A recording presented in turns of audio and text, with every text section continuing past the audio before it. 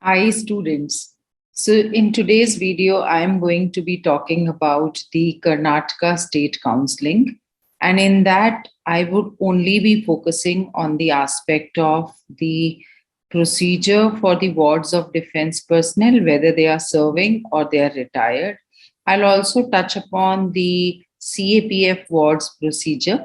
Now here, I want to announce a disclaimer that this video is basically, in fact, all the videos that I make on my channel are basically the broader guidelines for the defense personnel wards. And for the finer guidelines and for the finer details, you still need to refer to the Bulletin of Information of the state or the university that you are applying to. In no way I would want you to depend only on these videos. As I said, these are just the mota guidelines to help you understand that what is a broader procedure, but what other documents have to be submitted other than what I'm going to be talking about in the video, what are the cutoff dates, what are the other requirements. For that, you need to go through the Bulletin of Information without fail, which is very, very important. So let us understand how the seats are reserved for the ward of defense personnel as well as paramilitary personnel wards. And for that, I would be sharing the Bulletin of Information with you of 2021. Again, you need to refer to 2022 Bulletin of Information of the state of Karnataka NEET once it is issued. So this will give you broader idea. Allow me to share my screen. So as I said, this is Government of Karnataka's Karnataka State Information Bulletin of 2021. So that would give you the idea into what type of seats are reserved for the defense personnel ward. So I'll first touch upon the broader procedure. First, once the notification is issued by KEA, KEA is Karnataka Education Authority, you will have to download the Bulletin of Information, go through it, understand it fully, then you do the online registration and you have to make the payment. And after that, you have to submit your special category certificate. And these special category certificates, now if you look here, we have defense and we have ex-defense certificate. So that shows that there is reservation for the defense personnel and their wards. Details we are going to see in the later part of the video. So after that, you have verification of document, which is again very, very important. You got to verify your documents. After verification of documents, you have to download the verification slip and then you get the allotment. With the allotment letter, you got to report to a college for your admission formalities. Now, another important thing that you need to understand before I take you to the army quota, that Karnataka is a state where a lot of abbreviations are used in their Bulletin of Information and in their admission process. So you need to acquaint yourself with all the abbreviations. And the Karnataka state students are very well versed with these abbreviations, but sometimes the outside state students find it not very familiar thing to understand. These abbreviations would be in the Bulletin of Information. So please acquaint yourself with all the abbreviations. Another thing, please understand there is compulsory rural service for 1 year if you have done your MBBS or your medicine from the state of Karnataka, from any of the colleges situated in the state of Karnataka. So be aware of this also. Now the chapter 4, which is about academic eligibility and eligibility clauses, is something that I'm going to talking about, because as a ward of defense personnel, you must understand under which clause you fall in and what are the eligibility requirements, so that accordingly you can decide whether you have to apply in the state of Karnataka or not. So there are different clauses. Clause A is of not relevant to defense personnel ward, not clause B. We fall basically, the ward of defense personnel fall under the clause E. So let me now explain this. So it says that in the case of candidate whose son or daughter of defense personnel who has worked continuously in Karnataka for a minimum period of 1 year in Karnataka during the 2 year period of study of candidate in PUC 11th and 12th standard course. So the child is studying 11th and 12th standard from the state of Karnataka, and during those two years, the defense personnel has served in the state of Karnataka continuously for a minimum period of 1 year. The candidate should have studied and passed the qualifying exam from any government or government recognized educational institution located in the state of Karnataka. So, one is under clause E that your father or mother should have served for at least 1 year in the state of Karnataka, and you should have studied 2 years of your 11th and 12th from the state of Karnataka. Now, in that case, you are eligible. What documents you are required to produce: your 10th standard marks, your 12th standard mark statement, then candidate study certificate for having studied PUC or equivalent examination in Karnataka issued by the head of educational institution. So you will get a letter from your school principal, and your father has to give an employment certificate which will be issued by the controlling office where the parent is working, indicating the period during which he has worked in the state of Karnataka from the reporting date to till date. So if your father is serving personnel, then from the unit you can get this certificate. There is another clause which is clause F, and this clause is again applicable to the son and daughters of serving defense personnel from Karnataka.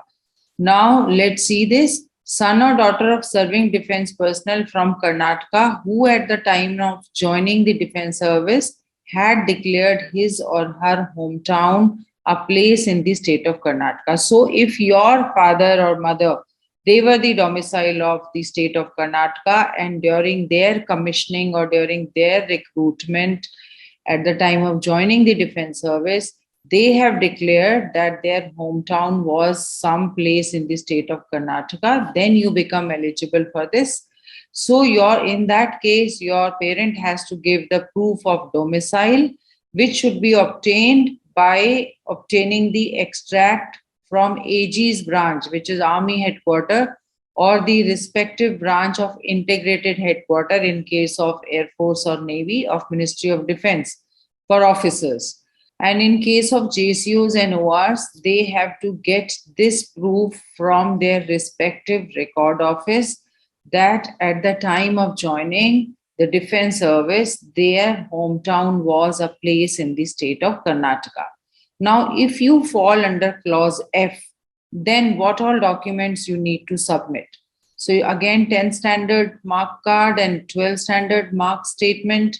And if you are claiming reservation benefit, then if you fall in any particular caste where you have a better reservation facility, you can give the caste or income certificate in case of EWS candidates, which will be issued by the concerned tehsildar as per the prescribed format given in the brochure, along with parents' hometown declaration certificate, which I have already discussed above, which will be issued either by the Army Headquarter or the Integrated Service Headquarter and Record Office in case of JCO or ORs. Now, you have one more clause, which is clause G, which is again applicable to the wards of defense personnel.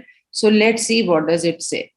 It says that in the case of a candidate who's a son or daughter of defense personnel who had served in Karnataka for at least 1 year and is posted on duty to the disturbed areas of Jammu and Kashmir or Northeast, and whose family is permitted by defense authorities to continue to stay in Karnataka. So basically, if your father has been posted out after serving in Karnataka to some disturbed state or disturbed area, and your mother and you have decided to stay back in the state of Karnataka, then you fall in this clause G. And here they have specified Jammu and Kashmir or northeastern region.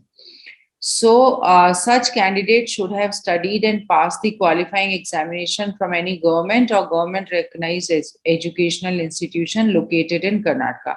So, you should have studied in the state of Karnataka and you should have done your qualifying examination from a government school or a government recognized school in the state of Karnataka. So, again, you have to give your 10th certificate, 12th certificate, then candidate study certificate for having studied second PUC or equivalent examination in Karnataka, which has to be issued by the head of the educational institution where you did your 11th and 12th from. Service certificate of the parent also has to be given, which has to be issued by controlling office, indicating the period during which the parent has worked in Karnataka. So basically, again, your father or mother will have to produce a certificate that he or she served in the state of Karnataka. And also a certificate has to be given which would show your present place of posting. So he is in Northeast or he or she is in Jammu and Kashmir. And which would also indicate that his family is permitted to stay in Karnataka. The present working place of the parent should be indicated in name and not by code numbers. So, if they have specified very clearly, the present posting place of your father or mother has to be mentioned in name, not the army, any code numbers. Now, you have one more clause, which is clause H. Now, let's see what is clause H, which is basically for the sons and daughters of ex-servicemen. So, son or daughter of an ex-serviceman who at the time of joining the defense service had declared a place in Karnataka as his hometown. So, again, if your father is no more serving in the defense forces, but at the time of joining the defense service, he had declared Karnataka as his hometown, any one place in Karnataka as his hometown, then you become eligible, you fall under clause H. And what is the proof? You have to, proof of such domicile should be obtained and produced from the Deputy Director, Department of Scenic Welfare and Resettlement Board. So you will have to get the proof from the Scenic Welfare and Resettlement Board of that district. And same should be countersigned by Director, Department of Scenic Welfare and Resettlement. Now, please don't underestimate the value of countersignatures. These are very important. At times, there are possibilities that your admission may get delayed or rejected because the documents are not countersigned. So make sure your documents are in place and they are countersigned also. Further, the candidate should have passed the qualifying exam from a university or board or any other institution located anywhere in India. So here that restriction of doing your 12th and 11th from Karnataka schools is not there. You could have done your 11th and 12th from any of the recognized university or board from anywhere in India. So what documents you have to produce is 10 standard mark statement, 12 standard marks card. And if you are claiming any caste reservation, then you have to give the caste certificate, which is to be issued by the concerned tehsildar. And parents' hometown declaration certificate, which they had given while joining the service, issued by the joint director, deputy director of the concerned district, and countersigned by Director, Department, Scenic Welfare and Resettlement, Bangalore. Now, I will also cover here the clause O, which is about the son and daughters of working or retired employees of Central Armed Police Force. So here they say that son, daughter of working or retired employee in Central Armed Police Force service, who at the time of joining CAPF service had declared the hometown as a place in the state of Karnataka. So again, the similar clause is there, and proof of such domicile having been produced by obtaining the extract from the record office of the CAPF unit where the parent service records are maintained. Further, the candidate should have passed the qualifying exam from a university or board or any other institution located anywhere in India. So again, these are the documents that they are supposed to provide. Now let me show you the documents, the format of the documents.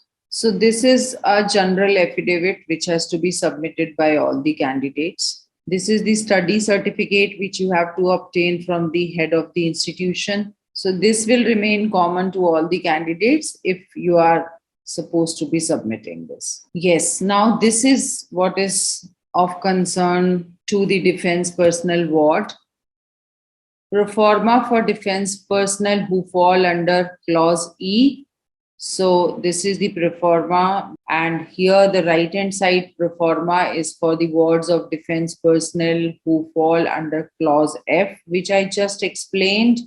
And here we have the proforma for defense personnel ward who fall under clause G. Then this is the specimen proforma for the wards of CAPF, CRPF, CISF, BSF, ITBP who fall under clause O. So I hope this has given you some insights into the procedure that you will have to follow in case you want to apply for the Karnataka State NEET counseling. And also it will give you some idea that in which clause you fall and what all defense documents you need to keep ready so that you are prepared once the counseling process begins. And all the best to all of you for 17th July when you would be taking your NEET exam. I'm sure you all will do well. Take care. God bless you all.